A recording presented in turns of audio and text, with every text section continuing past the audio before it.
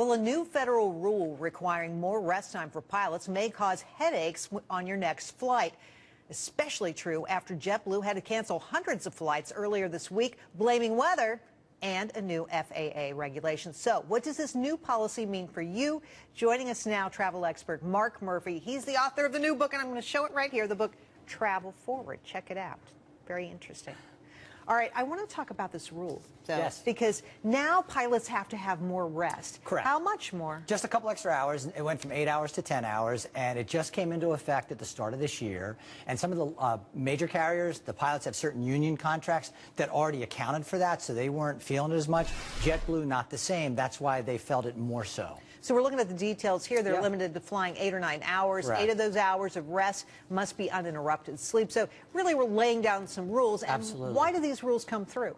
They came through because, in part, that flight that crashed in Buffalo, over Buffalo, it was a regional jet. They said pilot fatigue played a role in that. It was pilot error, and what they want to do is make you as safe as possible in the skies. So giving you more time to rest, ideally you're going to sleep more, you're going to show up at the airport rested. The converse of that is the airlines have to accommodate that. Now, I don't believe the excuse that we're hearing with JetBlue, and here's why.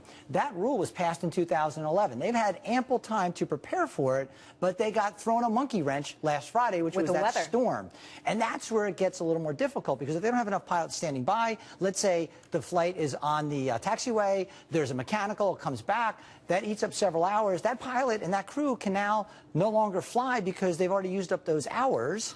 Now they've got to bring a replacement crew in, so the cost to the airlines are going to go up to hire more pilots. Absolutely. Yeah. But so the thing that I took away here that I didn't understand, you thought JetBlue was complaining they're a little too cranky. Little cranky. It's like the government is blaming the weather for the bad economic economy. We've heard that a bit from the government. So now JetBlue is blaming the new rules when they've known about it for a long time. And I think there were some internal discussions in terms of scheduling. Some people really read the riot act, to be frank, because it shouldn't have happened. It shouldn't have happened to the extent that it happened to JetBlue. You know, this is going to increase demand for pilots, I think. Absolutely. And that's where I believe you were going with your comments, that you're going to have more pilots and there aren't enough pilots. Right. And when you look at what those regional pilots make. Some only make $18,000 to $20,000 a year. Unbelievable. And they have $100,000 worth of cost to go through an average flight school. Is that fair? Yeah, so what people are looking at, but it's supply and demand, right? So everyone wants to fly, and you learn those hours in those planes,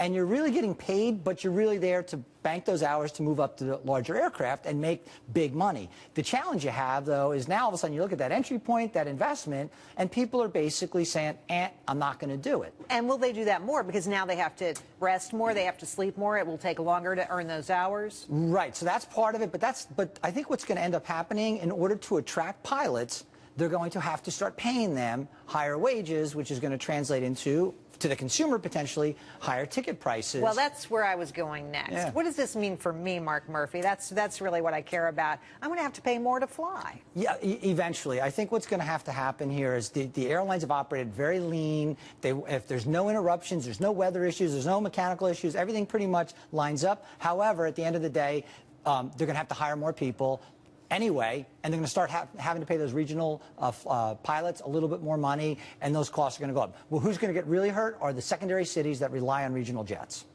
Well, that makes sense. Yeah, they're going to. And that's too bad, because they're already, languishing and not having as many flights as they probably Absolutely, want. and we've seen cuts, and that's where the biggest increases in fares have been in the last 2 to 3 years. Oh, very interesting. Mark Murphy, thanks for coming on. Always Congratulations on the new book. Have a great weekend. Thank you. You too.